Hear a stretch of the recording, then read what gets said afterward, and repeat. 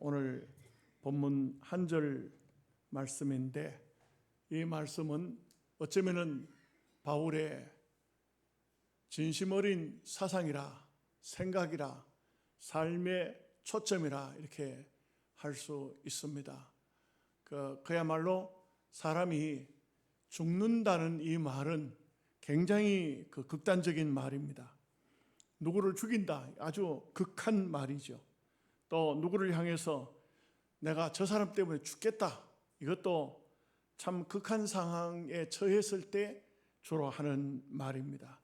복음 전도자가 나는 날마다 죽노라 한다는 것은 일반적으로 생각할 때도 그 삶이 얼마나 힘들고 어렵고 또 자기 자신을 그야말로 내놓고 사는 삶이 아닐까. 그야말로 어떤 상황에 처하든 간에 죽기를 각오하는 이런 삶이었다는 것을 한마디로 알 수 있습니다. 바울이 사실 복음을 전하러 다닐 때에 고린도 후서 12장의 말씀을, 11장 말씀을 보면은 굉장히 어려웠던 것을 알 수가 있어요. 가는 데마다 얼마나 매도 많이 맞았고, 짐승들에게 위협을 당하고, 이방인들에게도 위험을 당하고, 또 유대인들도 바울만 만나면 죽이려고 했고, 그런다고 해서 또 교회들도 바울을 그러면 참 환영했을까? 그렇지도 않았어요. 우리가 말씀 배워서 알듯이 고린도 교회나 또 갈라디아 교회나 이런 교회들도 바울을 아주 업신여기고, 저 사도권이 있나? 진짜 사도 맞나? 이런 말들을 할 때에 바울의 상당한 아픔과 고통이 되었던 것을 알 수가 있습니다. 한마디로 말해서 바울은 이 세상에 그야말로 바울이 하나님이 우리를 아유 미말에 두고 죽이기로 작정한 자 같다고 할 정도로 그의 삶은 굉장히 힘들고 어려운 삶이 아니었을까. 우리가 찬송을 부름받아 나서니 몸 하는 찬송을 주로 주의 종들이 참 사명을 받았을 때 그 찬송을 부르면서 눈물을 흘려 울기도 하고, 하나님 어디서 부르든지 저는 주님이 원하시면 그곳으로 가겠습니다, 이런 찬송을 부르기도 하거든요. 요즘에는 신학교에서도 안 부른다 그래요.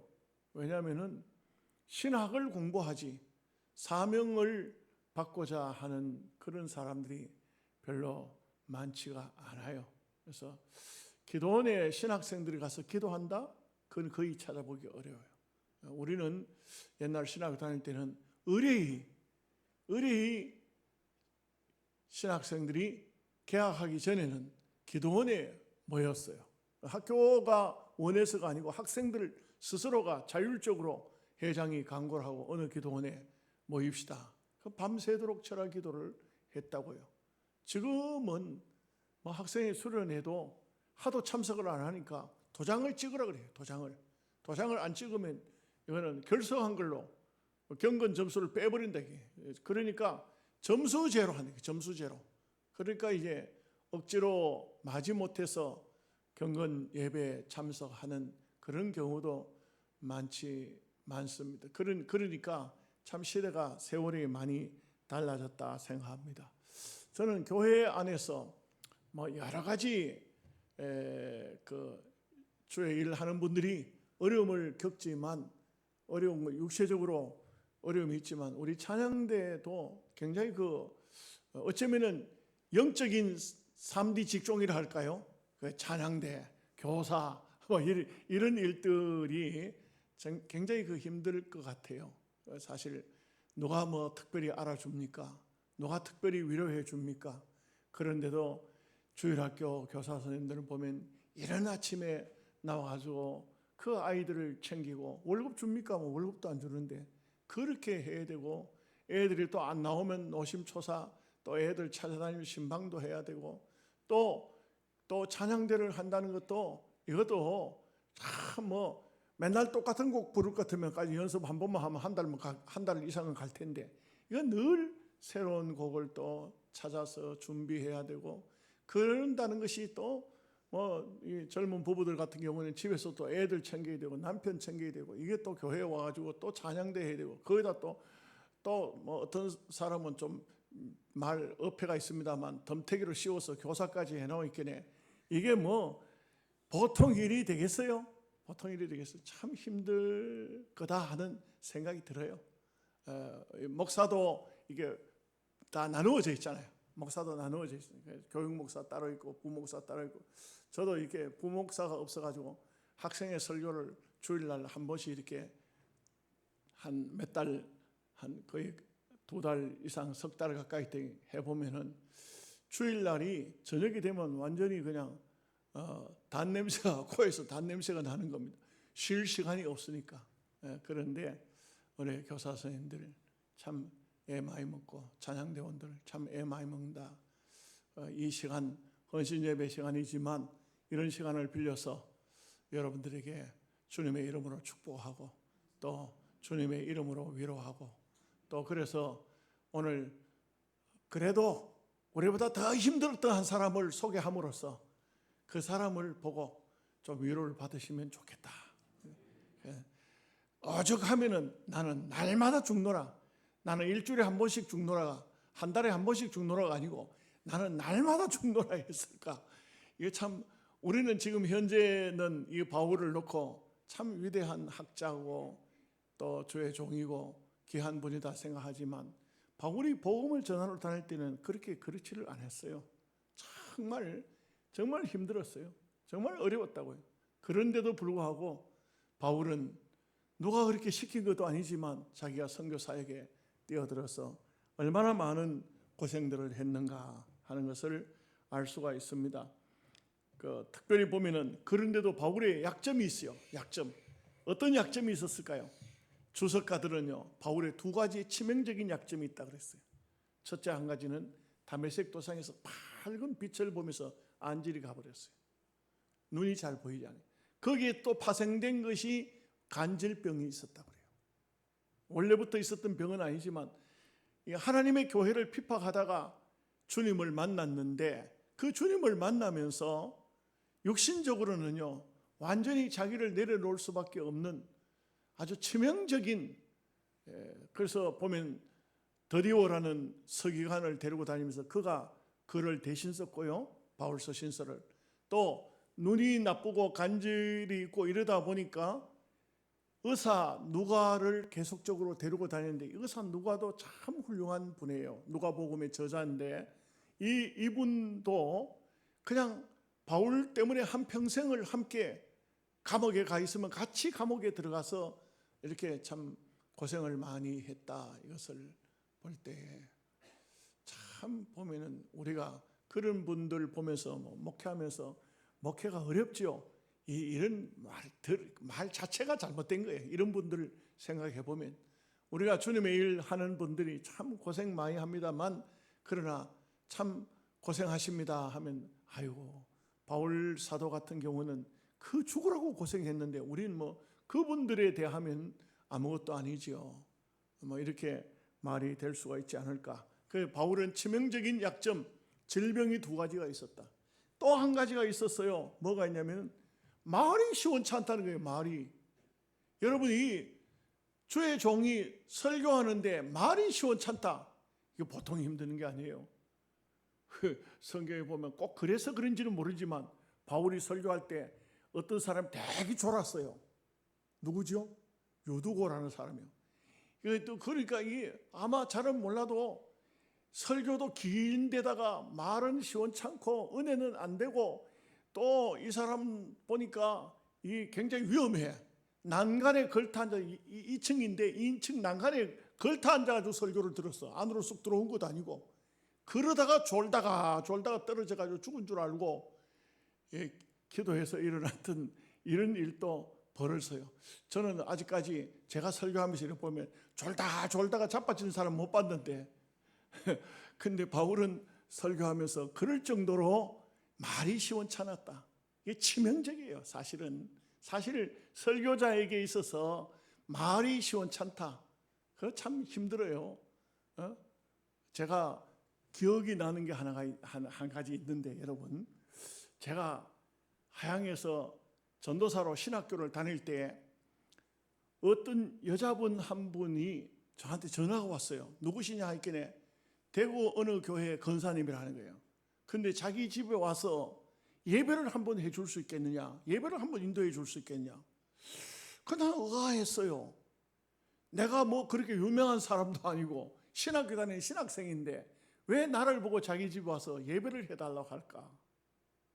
여러분도 이상하게 생각되지 않겠어요? 나는 그 사람을 알지도 못하고, 근데 나를 어떻게 알고? 그래 갔어요. 가서 가족 식구들이 예배를 드렸어요. 예배를 드리고 난 다음에 그 권사님이 왜 나를 청했는가 하는 것을 이유를 알았어요. 뭐냐면 자기 아들이 하나 있는데 이 아들을 앞으로 주의 종을 시키려고 하는데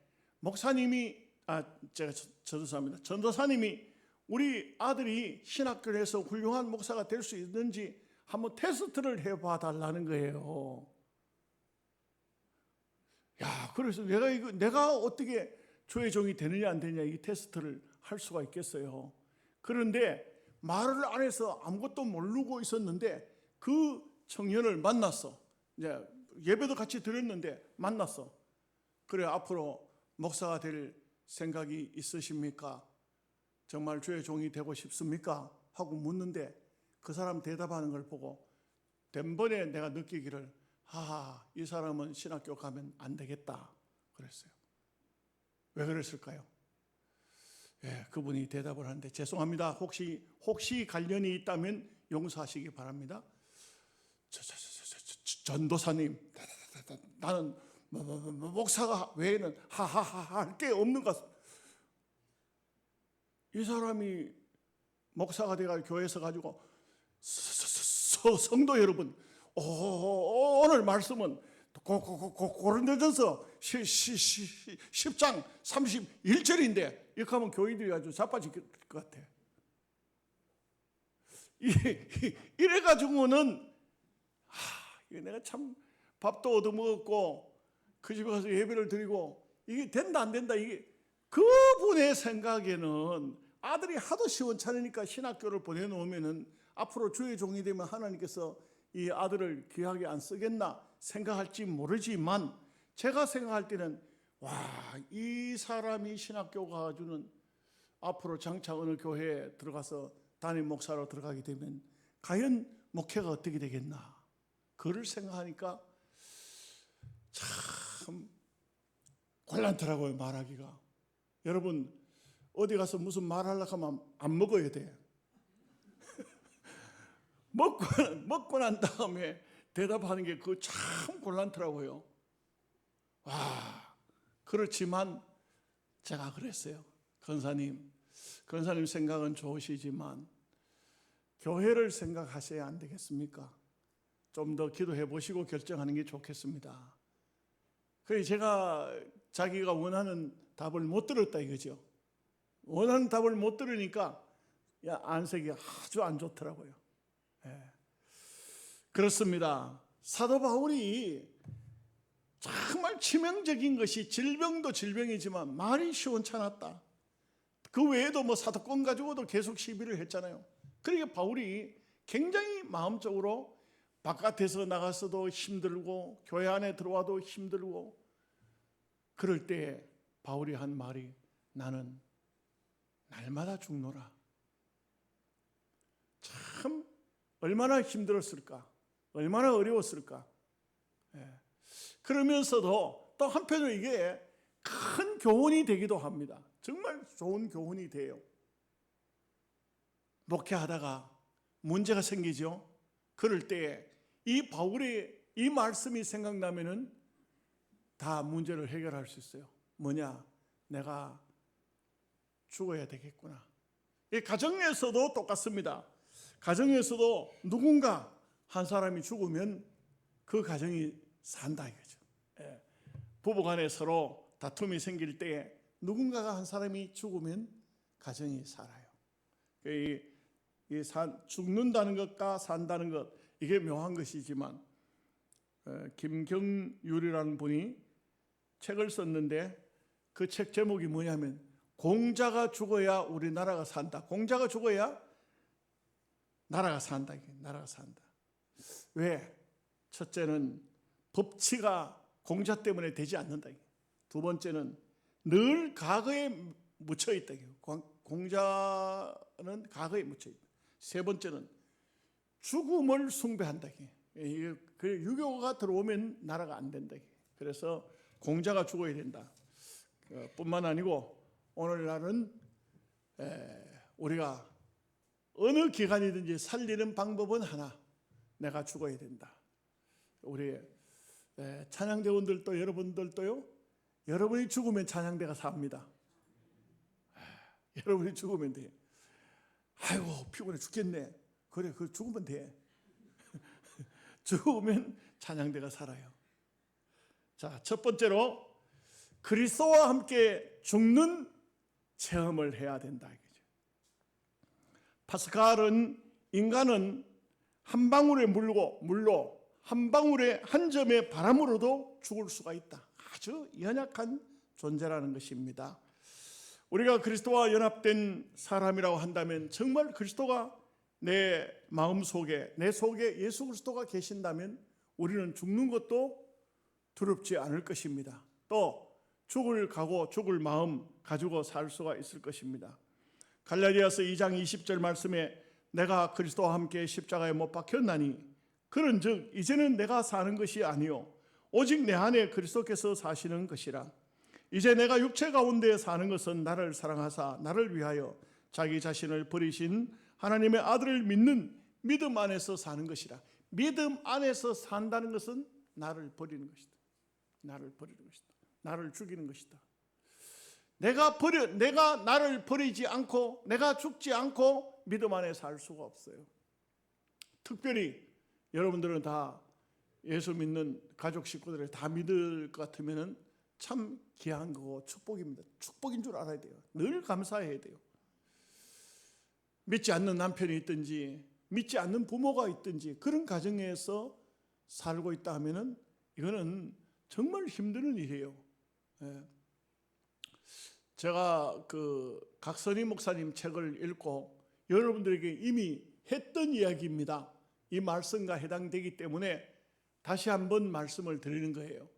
근데 불신 남편이 있는데, 부인이 예수를 믿는 분인데 그 남편이 성격이 너무너무 포악스러운 거예요. 그런데 포악스럽다 보니까 부부싸움을 자주 해요. 부부싸움을 자주 하는데, 부부싸움을 하면은 백대빵, 부인이 무조건 사과해야 돼. 남편 잘했냐 부인 잘했냐 그건 계산이 없어. 계산이 필요가 없어요. 항상 부인이 잘못했다고 해야 싸움이 끝이 나. 이 부인의 마음속에는 항상 뭐가 있겠어요? 불만이 꽉 차 있어. 왜 내만 맨날 사과를 했냐? 왜 사과를 안 하면 안 되는가 하면은 이 남편이 부부 싸움만 하면 부엌칼을 가져와.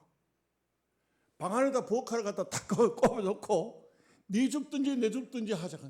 그러니까 죽을 수가 없잖아. 그러니까 싸움이 끝날라 하면 부인이 사과를 해야 되는 거예요.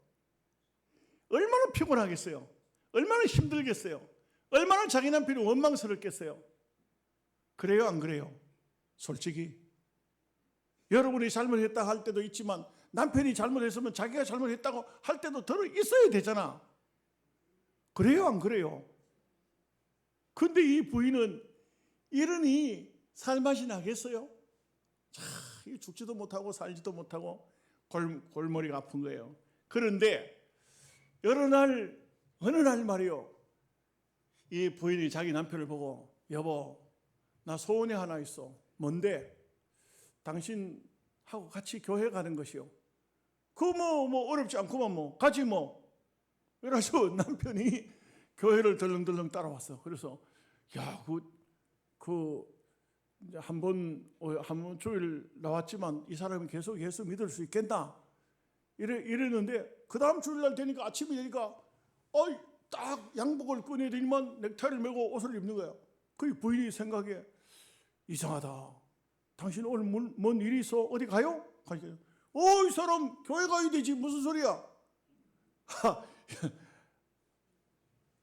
아멘 좀 해야 되는 거 아닙니까? 희한하잖아요.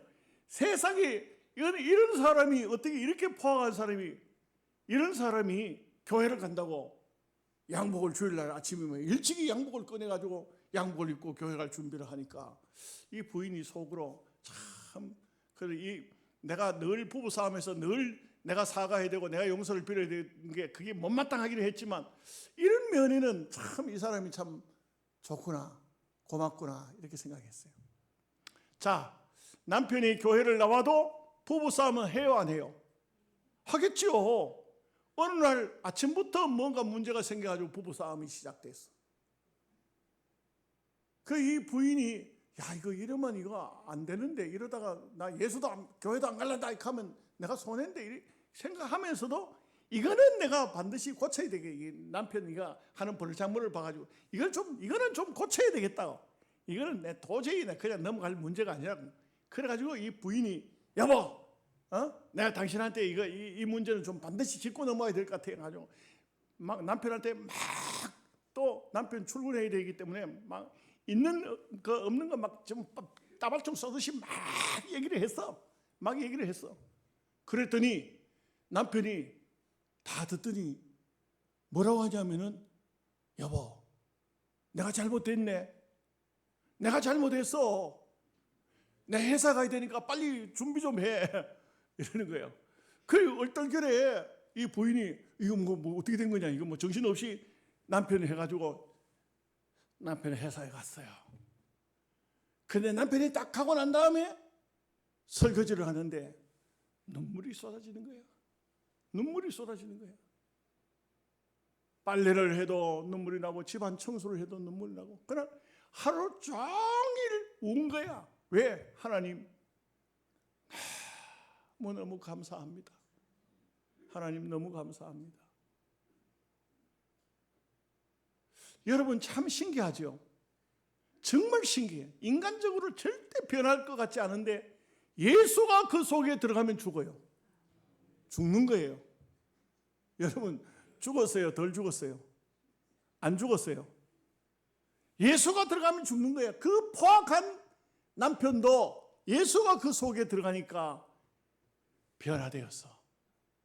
그렇게 칼 가져와서 싸움하던 이 사람이, 여보, 내가 잘못됐어. 내 사과할게. 나 회사 가야 되니까 그만합시다. 이 부인이 온종일토록, 하나님 너무 감사합니다. 너무 감사합니다. 우리 남편이 저렇게까지 변화되다니 너무 감사합니다. 날마다 죽노라.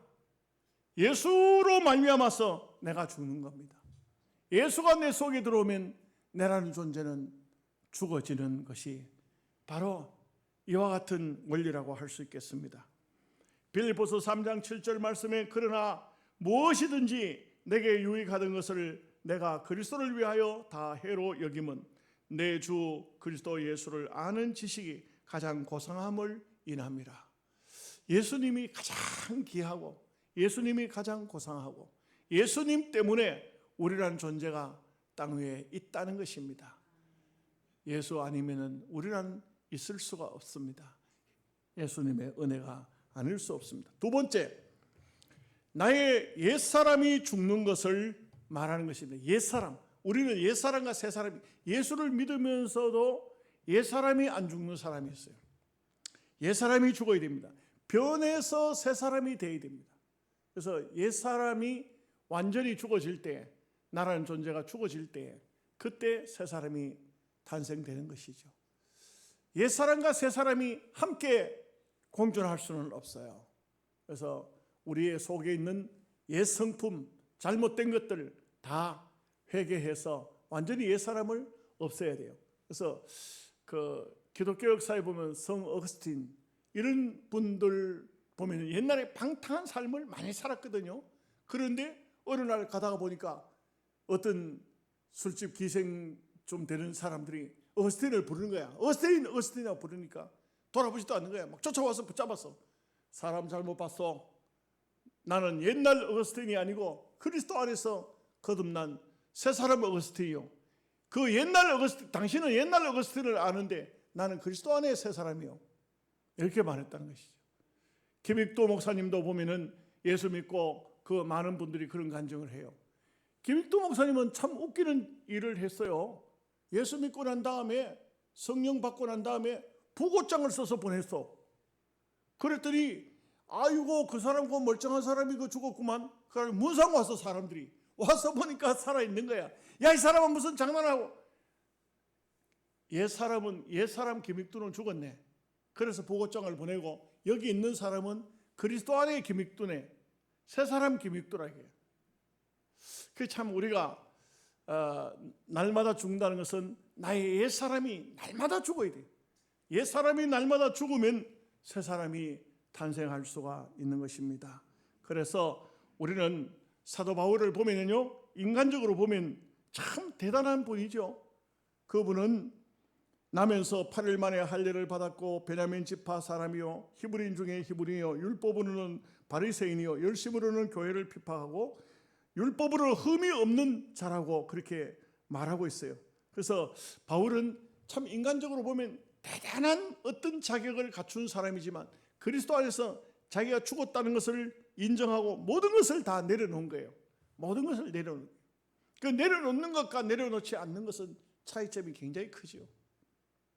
우리가 신앙생활을 하면서 아직도 나의 옛 성품이 살아있는 사람들 많이 있어요. 그런 사람은 분명히 그리스도의 영광을 가려요. 자기가 죽는 거예요. 우리 교회 목사님 중에 한 분이 우리 교회에 와가지고 아마 이분이 벌써 온 지 한 10년쯤 된 것 같은데, 그런데 그런 얘기를 해요. 그 목회를 하면서 굉장히 좀 힘든 것 같아요. 본인이 힘든 것 같아요. 그러니까 하는 말이, 목사님 참 목회가 쉽지 않네요. 그래서 하는 말이, 목사님은 어떻게 한 교회에 30년 이상을 하셨어요? 제가 그래, 아니 아주 간단한 대답을 했어요. 아무개 목사, 내가 죽으면 돼. 죽으면 목회가 되는 거야. 목회도 죽으면 된다 이거야. 죽으면 돼. 내가 살아있으면 안 돼요. 내가 살아있으면 안 돼. 내 자존심 살아있으면 안 돼. 나의 옛사람이 살아있으면 안 되는 거예요. 그러면 절대 승리적인 삶을 살 수가 없어요. 참 목사님 그 교회 장로님이 또 내한테 그런 얘기를 하시더라고. 그 목사님 부인 되시는 분도 굉장한 분 같아요. 부인 되시는 분도. 목사가 강단에서 한 번 실수했다고 석 달 동안 말을 안 하더라 그래요. 사모님이. 와, 참 난 그 사모님 좀 델다가 오늘 설교를 좀 들어야 되는데 그 참 보통 일이 아닌 것 같아. 그 내가 볼 때 그 목사님도 참 힘들겠다. 우리는 그리스도 안에 있으면 내라는 존재를 버릴 수 있어야, 내가 없어져야, 내가 죽어져야 그리스도 안에 새 사람이 태어나는 거예요. 그래서 나의 옛 사람, 나의 옛 성품, 나의 모든 잘못된 고집들을 다 내려놓을 수 있어야 돼요.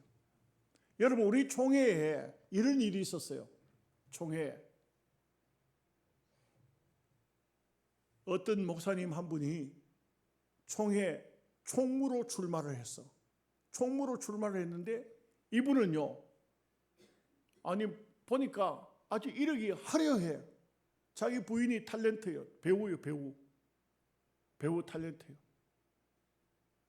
영화도 찍고 TV 드라마도 나오는 그런 사람이에요. 그런데 이분이 출신이 어떤 출신이냐? 거기 이력서에는 안 나오지만 벌써 아마 총무 출마했다니까 소문이 들잖아요. 조폭 출신이래. 조폭. 와, 그래.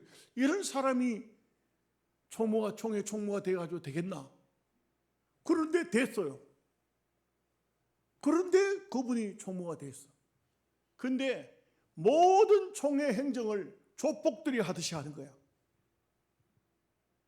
총회 사무실 완전 총회 사무실 총회 직원들 있잖아요. 완전히 그냥 조폭들 세계에서 하듯이 하는 거예요.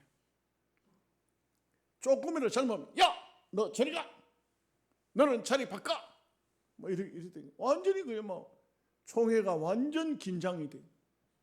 심지어 총회가 열리니까요. 용력을 동원해가지고 용력을 세워가지고 목사 장로들 들어가는 입구에서 다 검사를 조사를. 이거 뭐 갑자기 뭐 낯선 사람들이 전부 와가지고 까만 옷 입은 사람들이 머리 깍두기로 깎은 사람들이 쫙 와가지고 어서 오십시오. 신분증 보십시다. 이러니까 이게 도대체 뭐 어디 온 거냐 이거 이렇게 됐어. 근데 이분이요 문제가 된 게 뭐냐? 회의 시간에 문 얘기를 하다가 안 되니까 이 딱 적혀드리면 딱 꺼냈는데 총을 꺼냈어. 총을.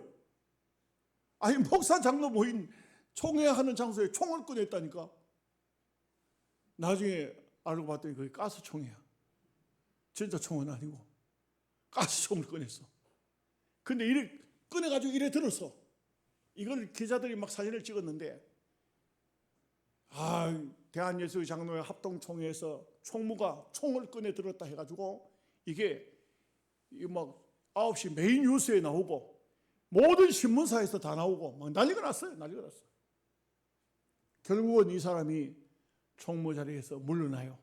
물러나는데 우리 총회 막 모든 총회 어른들이 총회장들이 모여가지고 당신 총무 그만하고 물러나라 하니까 안 물러나라는 거야. 퇴직금을 요구해. 퇴직금을 엄청난 퇴직금을 주고 이 사람 물러갔어요. 이렇게 물러갔는데 얼마 있다 보니까 신문에 나오는데 신문에 보니까 이 사람이 뭐 자기한테 좀 섭섭하게 힘들게 한 사람이 있었는가 봐. 그 사람을 찾아가가지고 맹목사인데 찾아가가지고 불러가지고 칼 가지고 7번인가 8번인가 찔렀어요. 와, 깡패가 목사가 되긴 됐는데 깡패를 버리지 않고 옛사람을 버리지 않고 그 옛날 조폭 하던 걸 그걸 버리지 않고 목사가 된 거예요. 이게 목사가 된 거야. 그 교회 안에 들어왔으니 얼마나 많은 목사님들과 장로님들이 그 사람 때문에 골탕을 먹었는지 몰라요. 우리 총회가 그냥 골탕을 먹었어요. 세상 사람들 앞에 얼마나 욕을 먹고. 왜? 변화되지 않았으니까. 새 사람이 되지 않았으니까. 자기가 죽지 않았으니까. 아직도 육성을 가지고 그대로 자기 고집대로 자기 뜻대로 이렇게 하나님의 교회를 하나님의 나라를 이끌려고 하니까 와, 그때 제가 느낀 게 뭐냐? 정말 느낀 게 뭐냐? 와, 거듭나지 않고 목사가 되면은 이렇게 많은 사람에게 큰 피해를 줄 수가 있구나. 교회도 교인들이 예수를 믿으면 성령을 받아야 돼요. 반드시 은혜를 받고 성령을 받고 그리고 하나님 나라의 쓰임을 받아야 돼요. 그렇지 않으면요, 재직하면 재직하는 장소에, 당회를 하면 당회하는 장소에 이 육의 사람, 거듭나지 않은 사람이 항상 문제를 일으키는 겁니다. 항상 많은 사람에게 눈물을 흘리게 하고 많은 사람들에게 고통과 아픔을 주는 것을 알 수가 있어요. 한마디로 말해서 자기가 죽지 않은 사람, 자기가 죽어야 됩니다. 한번 따라합시다. 내가 죽으면 주님이 살고, 내가 죽으면 교회가 살고, 내가 죽으면 하나님 나라가 산다. 그래요. 그래, 나는 날마다 죽어야 돼요. 죽어야 되겠어요? 살아야 되겠어요? 죽어야 돼요. 자, 옆 사람 보고 합시다. 죽어야 됩니다. 뭐가 죽어야 돼요? 육신을 죽으면 안 돼. 아직 장례 치를 때가 안 됐잖아. 고집이 죽어야 돼. 아집이 죽어야 돼. 잘못된 옛사람이 죽어야 돼. 옛사람, 지난 사람이 죽지 않고는 절대로 하나님 앞에 옳은 삶이 될 수가 없어요. 한 가지만 더 말씀드리면 죽는 자만이 영생을 얻어요. 죽어야 영생을 얻습니다. 고린도전서 4장 9절 말씀에 내가 생각하건대 하나님이 사도인 우리를 죽이기로 작정된 자같이 끄트머리에 두셨음에 우리는 세계 곧 천사와 사람에게 구경거리가 되었노라. 바울은요, 그야말로 복음을 전하러 다니면서 얼마나 힘들고 얼마나 어렵고 골탕을 많이 먹었는지 몰라요. 그러나 바울은 이 세상에 무엇을 더 얻으려고 한 게 아니잖아요. 영생의 축복이 있다는 것을 알았기 때문에 그렇습니다. 목사님 중에 병을 앓고 있는 목사님 한 분이 계세요. 제게 전화도 오고 문자도 오고 이렇게 하면서 그래서 여러 가지 얘기를 많이 해요. 많이 할 때에 그때 제가 그 얘기를 했어요. 친구야, 우리가 영생이 없다면, 하늘나라가 없다면 목회를 했었겠나? 할 필요도 없고 할 일도 아니겠지. 그러나 우리가 바라는 것은 이 생이 아니지 않냐? 영원한 생이 아니냐? 영원한 생명, 주님의 나라, 하나님께서 함께 하시는, 영원히 하나님과 함께 사는 영생의 세계가 아니냐? 그렇습니다. D.L. 무디가 이런 말을 했습니다. 여러분, 어느 날 D.L. 무디가 죽었다는 신문 기사가 나거든 믿지 마십시오. 그때는 더 확실하게 살아있을 것입니다. 무슨 말인지 이해가 되나요? 이 세상에서 죽었다. 그러나 사실을 무디는 말합니다. 내가 죽었다가 하던 그날 나는 더 확실하게 살아있을 것입니다. 아멘 하십니까? 그렇습니다. 어느 날 어느 순간인가 여러분 이름 대면 기분 나쁘겠지만 저 이름 댈게요. 고 박병성 목사의 장례식을 집행하겠습니다. 이때가 나는 확실히 살아있을 때입니다. 하늘나라, 영생의 세계, 주님의 나라, 그곳에서 우리는 삶을 살고 있는 것입니다. 그래서 나는 날마다 죽노라 하는 것은 날마다 영생을 위해서 내가 스스로 노력하고 애쓰고 육신적인 것을 다 버리고 그리고 믿음으로 살기로 마음먹고 이래 사는 삶이 바로 축복된 영생의 삶을 살고 있다. 날마다 죽는 것이 부활의 삶이요, 영생의 삶이요, 천국의 삶이라 하는 것입니다. 죽는다 하면 굉장히 자존심 상해요. 여러분, 자기가 죽는다는 거예요, 쉽지 않습니다. 쉽지 않아요. 정말 자기가 죽어야 돼요. 네, 집사람이 옆에서 보는 데서 어떤 사람 전화 와가지고 나한테 깔짝깔짝 시비를 합니다. 아주 골탕을, 실수는 자기가 해놓고 죄는 자기가 짓고 시비를 내한테 그래요. 그래서 내가 다 대답을 하면서 끝까지 화를 내지 않고 하니까 더 이상 어떻게 할 수가 없어. 그러니까 전화를 끊었어요. 여러분, 그렇게 하려고 하면 그걸 다 받고 나면 속이 뒤집어져요. 속이. 그렇지만 참아야 돼. 왜? 우리는 이 세상이 목표가 아니잖아요. 제가 얘기 하나만 하고 마칠게요. 헌신 예배 같은 데는 좀 이렇게 두 번째 설교이기 때문에 좀 이렇게 저도 제 나름대로 힘들어서 얘기를 좀 많이 해요. 이해하고 들으시기를 바랍니다. 기분 나빠요?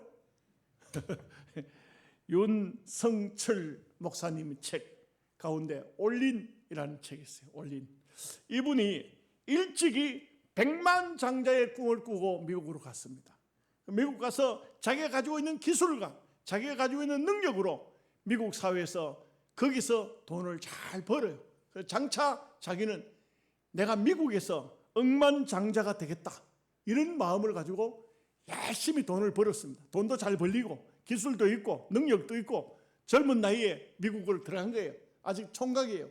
그런데 누가 하는 말이 결혼하려고 하면은 교회에 가야 된다. 교회 가면 예쁜 처녀들도 있고 교회 가면은 주일날 되면 커피도 마시고 그리고 햄버거도 공짜로 준다. 그러니까 이 사람이 교회를 온 거예요. 하여간 교회 데려오는 그것도 기술이에요. 왔어요. 왔는데 이 사람이 왔다가 설교를 들으면서 목사님 말씀을 듣는데 은혜를 받은 거예요. 은혜를 받았어. 참 신기하죠. 이렇게 저렇게 어떻게 끌려서 왔든 간에 하나님 앞에 나오면 놀랍게도 하나님의 은혜가 그 심령 속에 임하는 거예요. 이 사람이 은혜를 받고 난 다음에 어느 날 기도하는데 눈물을 많이 흘렸어요. 하나님, 나는 내 꿈이 백만장자가 되는 게 꿈이었는데 하나님, 나는 백만장자를 내려놓고 이제부터는 하나님이 기뻐하시는 하나님의 일을 해야 하겠습니다. 하나님, 무엇을 하면 될까요? 그런데 이 윤성철이가 하나님 앞 기도하면서, 하나님, 나 돈도 많아요. 나 상당한 지위도 있습니다. 어떤 것을 하나님을 위해서 드리겠습니까? 돈을 드릴까요? 하나님, 돈 드릴까요? 내 지위를, 내 기술을 드릴까요? 뭘 드릴까요? 근데 음성이 또렷이 들려왔어요. 성철아, 나는 다른 거 다 필요 없고 너를 내게 주기를 원한다. 아멘 하십니까? 나는 내게 원하는 것은 너 자신이지 다른 것이 필요가 없다. 너가 내 것이 되기를 원한다. 이 사람은요, 모든 것을 다 내려놓고 그게 바로 주님이 나를 부르시는 부름인 줄 알고 신학을 하여 목사가 된 것입니다. 하나님께 올인하기로 마음을 먹은 거예요. 육신적으로 얼마든지 화려하게, 얼마든지 돈 많이 벌고, 얼마든지 자기 기술을 가지고 세계적인 이름을 나타낼 수 있지만 다 포기하고 자기를 하나님께 드리기로, 하나님께 올인하기로 마음을 먹었다는 것이죠. 여러분, 이것이 바로 그야말로 자기를 죽이는, 자기가 죽는 사도 바울 같은 그런 심정으로 자기를 하나님 앞에 온전히 내려놓는 이런 아름다운 모습이라 할 수 있습니다. 여러분, 우리가 하나님 앞에 날마다 죽노라 하는 이런 마음은 바로 우리 신앙인이 믿음이 있다면 이런 마음을 반드시 가지고 하나님 앞에 온전히 영광 돌리시기를 주님의 이름으로 축복합니다. 아멘. 기도하겠습니다. 하나님 아버지, 감사합니다. 사도 바울은 나는 날마다 죽노라 하는 신앙 고백을 했습니다. 이 바울의 고백이 오늘 수많은 사람들이 이 고백을 통하여서 나도 제2의 바울, 제3의 바울이 되겠다고 주 앞에 헌신하고 봉사하는 놀라운 역사가 나타난 것입니다. 오늘 찬양대 헌신 예배를 통하여 우리 찬양대원들도 정말 하나님의 영광을 위해서 내 몸 바치고 내 헌신하고 내가 날마다 죽노라 하는 사도 바울의 그 의미를 새겨서 따라갈 수 있는 저희들 되게 하여 주옵소서. 예수님의 이름으로 기도하옵나이다. 아멘.